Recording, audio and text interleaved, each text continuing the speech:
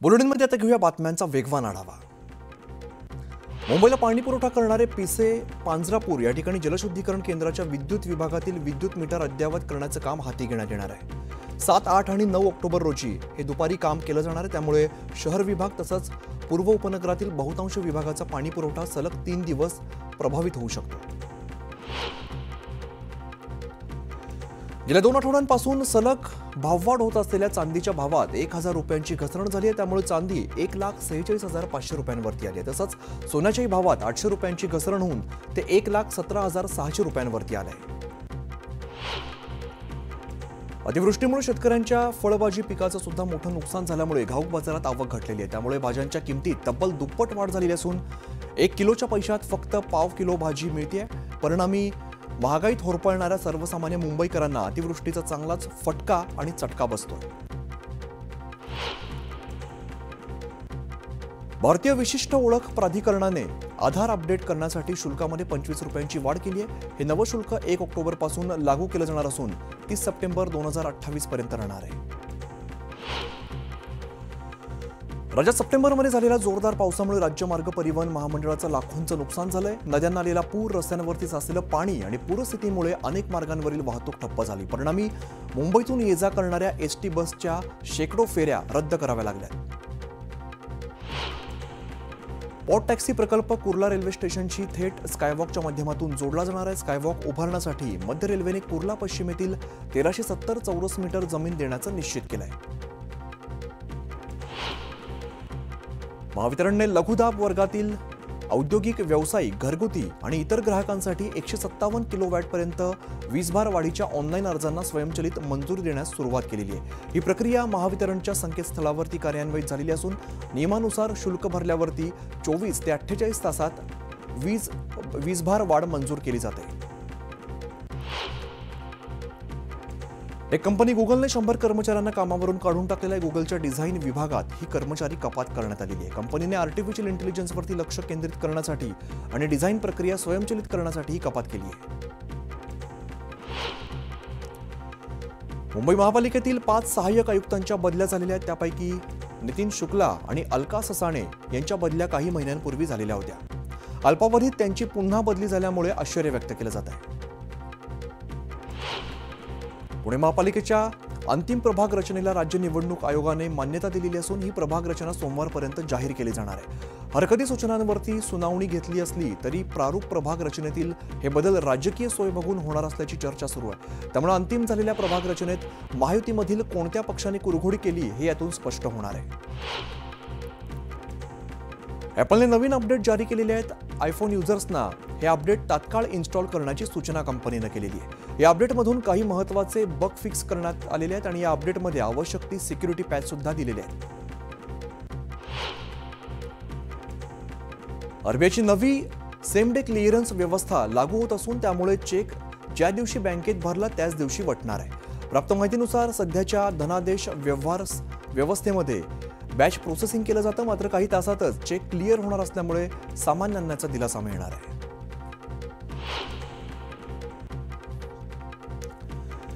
मध्य रेल्वेच्या मुंबई उपविभागीय विभागांवरती विविध अभियांत्रिकी तसंच देखभालीची कामं करण्यासाठी रविवारी ब्लॉक घेतला जाणार आहे। माटुंगा मुलुंड दरम्यान धीम्या मार्गावरती ब्लॉक घेतला जाणार असून जलद मार्गावरून लोकल धावतील, परंतु जलद मार्गाच्या फलाटाअभावी विद्याविहार, कांजूर मार्ग आणि नाहूर रेल्वे स्थानकांवरती लोकलला थांबा नसेल। त्यामुळे प्रवाशांचे यात मोठे हाल होणार आहेत। महानगरपालिकेतील सहाय्यक आयुक्त संवर्गातील रिक्त पदांसाठी महाराष्ट्र लोकसेवा आयोगाने परीक्षेअंती शिफारस केलेल्या 4 सहाय्यक आयुक्तांच्या पदस्थापनेचे आदेश महानगरपालिका आयुक्त भूषण गगराणी यांच्या आदेशान्वये जारी करण्यात आले। यानुसार नितीन शुक्ला, संजय इंगळे, अलका ससाणे, महेश पाटील या अधिकाऱ्यांची बदली करण्यात आली आहे। सणासुदीच्या काळात अन्नपदार्थांमधील संभाव्य भेसळ रोखण्यासाठी अन्न आणि औषध प्रशासनाने राबवलेल्या विशेष मोहिमेत अन्नाचे कमी दर्जाचे 26 नमुने तसंच चुकीचं आवरण असलेले 4 आणि असुरक्षित अन्न असलेले 11 नमुने आढळलेले आहेत। या तपासणीमध्ये जप्त केलेल्या 1815 नमुन्यांचा अहवाल अद्याप प्रलंबित आहे। बेकायदा होर्डिंगच्या तक्रारी वेळेस सोडवा, नाहीतर विभागीय चौकशी करू, 15 दिवसात जे आदेश देऊ त्यात त्याचा समावेश करू, अशी तंबी उच्च न्यायालयाने अधिकाऱ्यांना दिली। राज्य सरकारने आयात निर्यात व्यवसायातील पारंपरिक कागदी बॉन्ड बंद करून त्याऐवजी ई बॉन्ड प्रणाली सुरू करण्याचा निर्णय घेतलेला आहे। कागदी स्वरूपातील स्टॅम्प पेपर आजपासून बंद झालेत। सध्या आयात निर्यात व्यवसायासाठी दर महिन्याला सुमारे 3 ते 4 हजार बॉन्ड काढले जातात। तर सर्वात मोठे व्यवसाय ई बॉन्डमध्येच आता करता येणार आहेत। शैक्षणिक मूल्यमापन पद्धतीत बदल करण्याचा निर्णय राज्य शिक्षण संशोधन आणि प्रशिक्षण परिषदेने घेतलेला आहे। या निर्णयानुसार चांगलं काम करणाऱ्या शिक्षकांची तालुका आणि जिल्हा स्तरावरती समिती नेमली जाणार आहे आणि समिती 6 तसंच वार्षिक परीक्षांच्या प्रश्नपत्रिका आणि नमुना उत्तरपत्रिका तयार करणार आहेत। पूरग्रस्त विद्यार्थ्यांना 11वी प्रवेशासाठी दिलासा देण्यात आलेला आहे। आता 11वी साठी 4 ते 6 ऑक्टोबर दरम्यान विद्यार्थ्यांना नोंदणी करता येणार आहे। 7 ऑक्टोबर रोजी प्रत्यक्ष कनिष्ठ महाविद्यालयांसंदर्भातील प्रवेशाचं वेळापत्रक जाहीर केलं जाणार आहे। अतिवृष्टीमुळे राज्यभरात अनेक ठिकाणी जनजीवन विस्कळीत झालं। या पार्श्वभूमीवरती राज्यातील शिक्षक भरतीसाठी टीईटी परीक्षा आता 23 नोव्हेंबर 2025 ला घेण्याचा निर्णय घेण्यात आला आहे। फॉर्म भरण्यासाठी 4 ऑक्टोबर ते 9 ऑक्टोबर पर्यंत मुदतवाढ दिली जाते। सेबीने अब्जाधीश कुटुंबाच्या फॅमिली ऑफिसेसना नियमांच्या चौकटीत आणण्याची तयारी चालवलेली आहे। या कार्यालयांमधून मोठ्या प्रमाणावरती शेअर बाजारात तसंच खासगी गुंतवणुकीत पैसे येतात। सेबी फॅमिली ऑफिसेस यांना त्यांच्या कंपन्यांची माहिती, संपत्ती तसंच गुंतवणुकीचे परतावे उघड करण्यास सांगणार आहे। सीएसएमटीवरून पनवेलकडे जाणाऱ्या लोकलच्या मोटरमनला अचानक अस्वस्थ वाटू लागलं आणि यावेळेला त्याने प्रसंगावधान राखत बेलापूर रेल्वे स्थानकात लोकल थांबवली। त्यामुळे मोठी दुर्घटना टळली आहे। सध्या या मोटरमनवरती एमजीएम रुग्णालयात उपचार सुरू आहेत।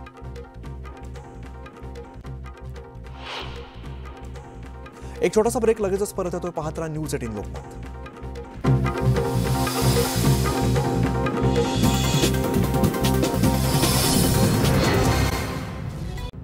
ब्रेकनंतर स्वागत। आरक्षणाच्या मुद्द्यावरून मुंडे बंधू भगिनी आणि मराठा आरक्षणाचा लढा देणारे मनोज जरांगे पाटील यांच्यातील वादाला आता चांगलीच धार आलेली आहे। भगवान भक्तीगडावरील मुंडे बहीण भावांच्या भाषणाचा सगळा रोख ओबीसी आरक्षणावरती होता। त्याला पार्श्वभूमी होती ती जरांगे पाटलांनी मराठा आरक्षणासाठी केलेल्या मुंबईतल्या आझाद मैदानातल्या आंदोलनाची।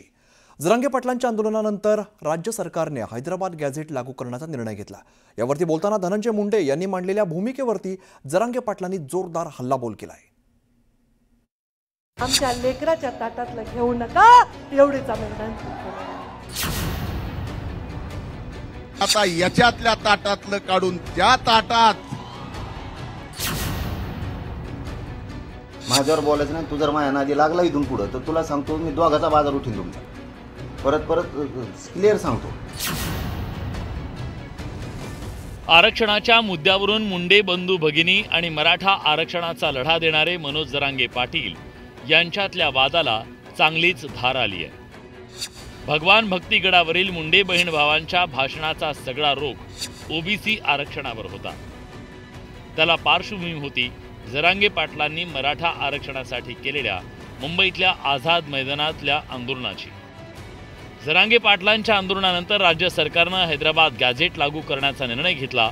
त्यावर बोलताना धनंजय मुंडेंनी मांडलेल्या भूमिकेवर जरांगे पाटलांनी जोरदार हल्लाबोल केला।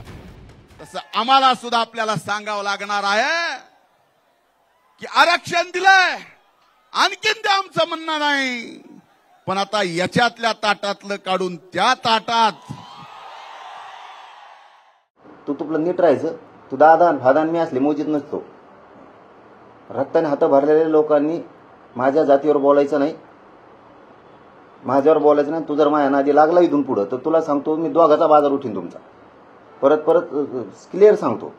तसलं ते ताकाला जाय आणि ते गाडगे लपे तसले धंदे नसतात मायापाशी। झक्के म्हणजे माझ्या संग खेळू नको, तू चांगल्या नेत्या संग घे। आणि तो यामुळे अजित पवार सुद्धा कार्यक्रम लावीन मी जर तरायला लागलो ना, मी जातीला एवढा कट्टर मानणार आहे की तुम्ही काहीच नाहीत। मग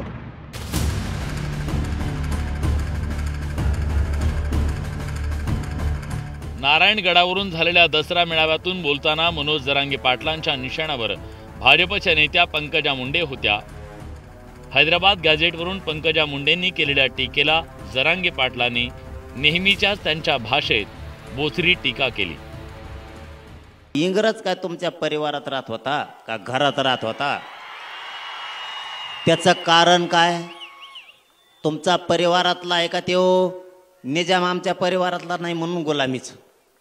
मग आता इंग्रज हे तुमच्या परिवारातला आहे का? म्हणून 1931ची जनगणना घेतली आणि तुम्ही त्याच्या जीवावर आरक्षण घेतलं. तुम्हाला त्यानेच आरक्षण दिलं इंग्रजाच्या जनगणनेनं.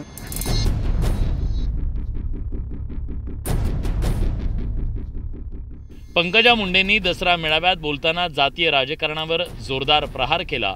त्यासोबत ओबीसी आरक्षणाला धक्का लागू नये अशी मागणी केली. पंकजा मुंडेंच्या भूमिकेचा जरांगे पाटलांनी समाचार घेताना थेट इशारा दिला.